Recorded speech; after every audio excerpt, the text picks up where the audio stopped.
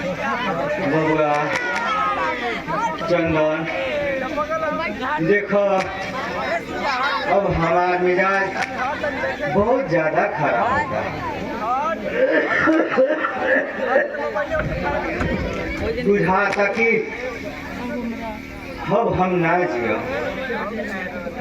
बस कनिका समय के मेहमान बने।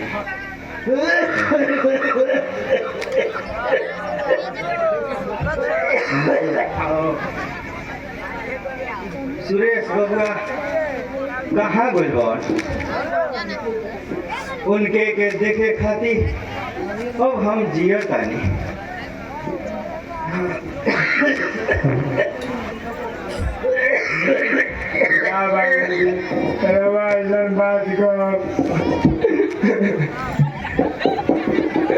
माँ हमारे के छोड़ के चल गई।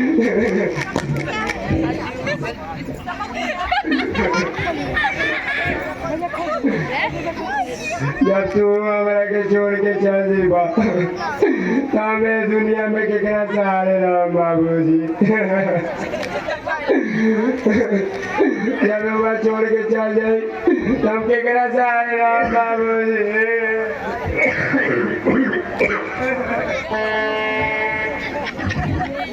बबुआ अब हमार समय पूरा हो गया। तोहरा के सेवा करे खातिर घर में सब कोई भरल बा। तोहार भैया और तोहार भौजी आ तोहार दुखरा चाचा भी तोहरा साथे बारन। तोहरा कोनो बात के कमी ना होई। ना बाबूजी सेवा मर गया पे हमारे सब कुछ खुशहाल हो जाए बाबूजी। सबे कोई बनाना के साथी है, बिगड़ के लेके कोई साथी है के बाबूजी। दुखान ए दुखान का हो भैया का कहता? अरे हम तोहरा से ये कहतानी कि हमारा बात पे चंदन बबुआ के तनिको विश्वास नहीं है। अब ऐसे अब तुहे अपन मुँह से कह दो कि सेवा करब या ना करब। भैया जब चंदन बबुआ के विश्वास नहीं हो तो हम देखते बनी कि हमारा अंदर चंदन बबुआ के करे खातिर कतना शक्ति बा।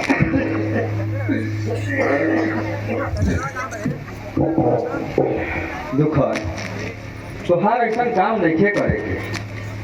हम तोहरा बात पे समझ गई खीस में कहल बा कि आधा समझे से सर्वस बुझे आ सर्वस कहे से गदही। हम कोनो गदहा ना है कि तोहरा बात पे हमरा विश्वास नहीं के हो।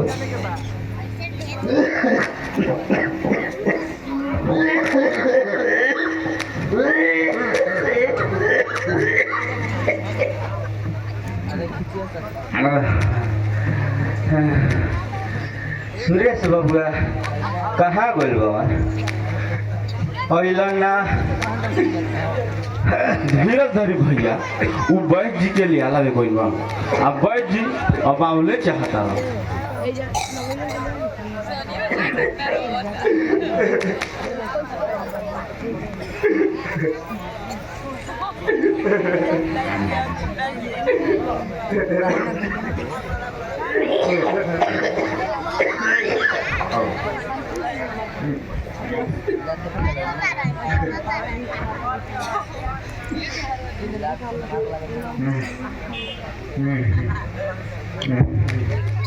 वैद्य जी जल्दी से रौरा हमार बाबूजी के निमन कह दे।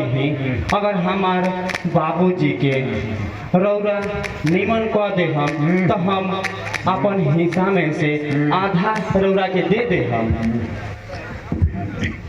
अच्छा हम दवाई करबे करब, बाकी रे एगो तोहरा लोग के बात मंजूर होई तो ठीक बा, ना तो हम जात बानी। जी हमारा सब बात मंजूर बा, पहले रौरा हमार बाबूजी के दवाई करी। तो हम जैसे जैसे कहत वैसे वैसे कर जा। जल्दी से बताई बा जी, जब हमारे बाबूजी हमने के छोड़ के यह दुनिया से चल जाई है तो दवाई दे के का होई? सबसे पहले अपन कान आँख बंद कर जा, काहे से कि हम दूगो दवाई मिलावे जात बानी, आ दोनों दवाई मिली तो विस्फोट करी, आ विस्फोट करी तो आँख कान में घुस जाई, आँख कान में घुस जाई तो अच्छो आदमी रोगी हो जाई। हाँ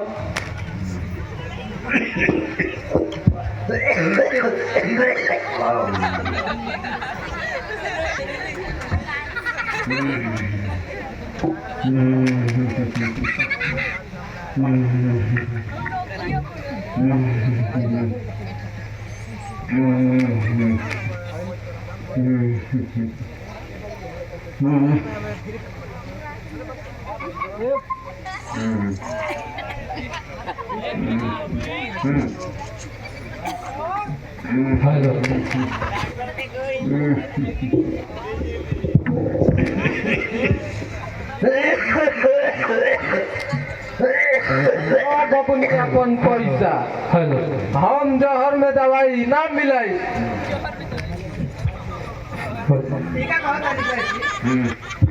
रउआ तो कहत रहे कि हम दवाई में जहर मिला दे, बाकी राउर आवते ही क्या सांस टंगा गई, कहीं राउर बुद्धि तो भ्रष्ट नहीं हो गई। देखो बबली, तू हमारा के उल्टा सीधा मत कहो, न तो तोहर अभी हम भेद खोल दे।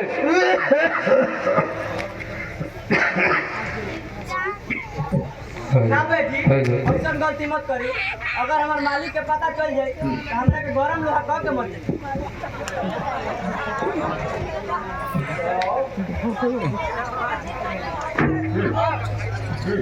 तो तू का कहल चाहत हेलो माल पानी बढ़ाइबू कि तोहरा बुढ़ऊ के ठीक करे खातिर दवाई शुरू करी? अगर तोहार बुढ़ऊ ठीक हो जइहन तो तोहार पति हमारा नामे अपन आधा हिस्सा कर दिहन।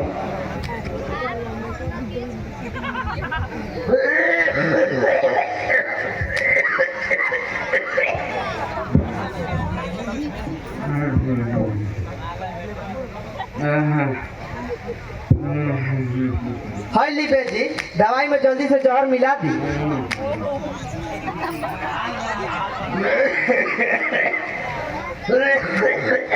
हाय देखो, हम घर ही से जहर मिला के लाइल बनी, चलो अपन जगह पे बैठा। अब सब लोग अपन अपन आँख कान खोल ल जा।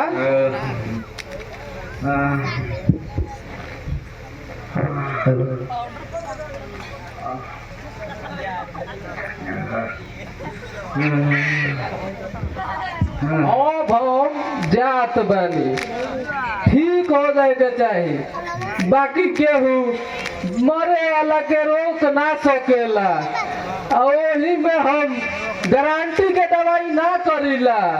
हमार दवाई दी हल या तो रोग जड़ से कबर जाई या तो रोगी खत्म हो जाए।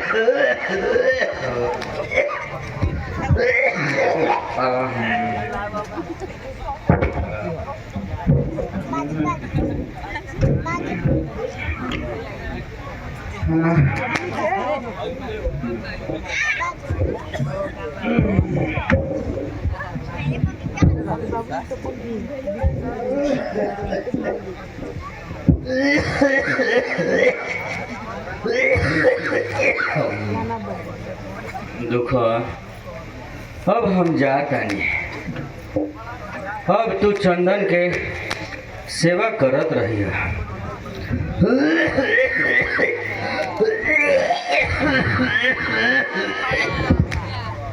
बाबूजी बाबूजी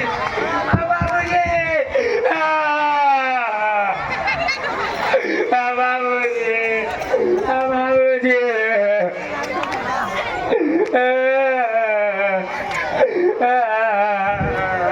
बाबूजी अब ना जानत रही दुख में रउआ हमरा के छोड़ के चल जाई। हम तोरा जाए से पहले हम जर काटे जाते बाबूजी। ये दुनिया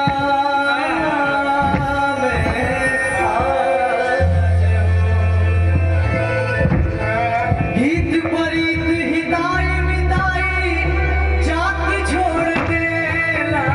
हित परित हिताई मिताई जात छोड़ देला।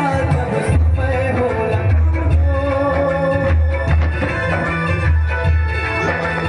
समय होला साथ छोड़ देला। साथ छोड़ हित परित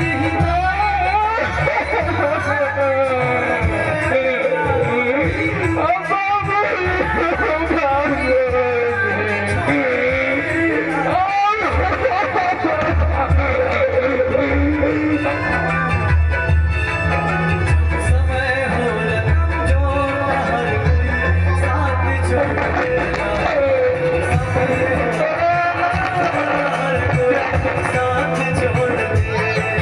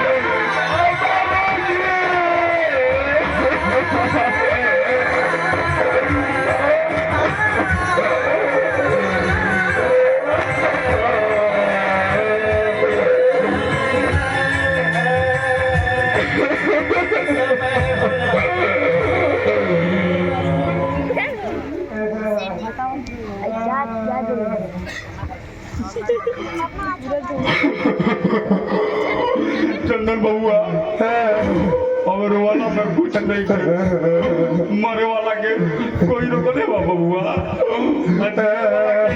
कोई मर ले बा सब ऊपर वाला के कृपा होला बबुआ अब तू अपन जिंदगी पार लगा के सोचो बबुआ ये तो सोचा था नहीं चाचा अब हमारी जिंदगी कैसे पार लगी अजय ताकत अरे और सागर बना लो करता ए अनारिया में अंजोरिया देवे कोई नहीं के लोग चाचा अब हम अकेला हो गए चाचा ना बबुआ तू ऐसे मत कहो सब ऊपर वाला के मर्जी जेकर है दुनिया में कोई ना होला ओकर भगवान होला और हम तो जियते बानी बबुआ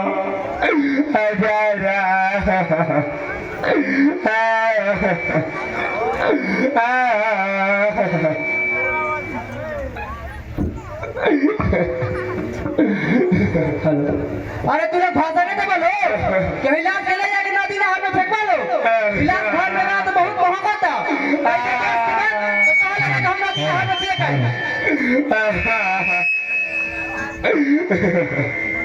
चंदन बबुआ चलो आज के हम निकले चलो जाए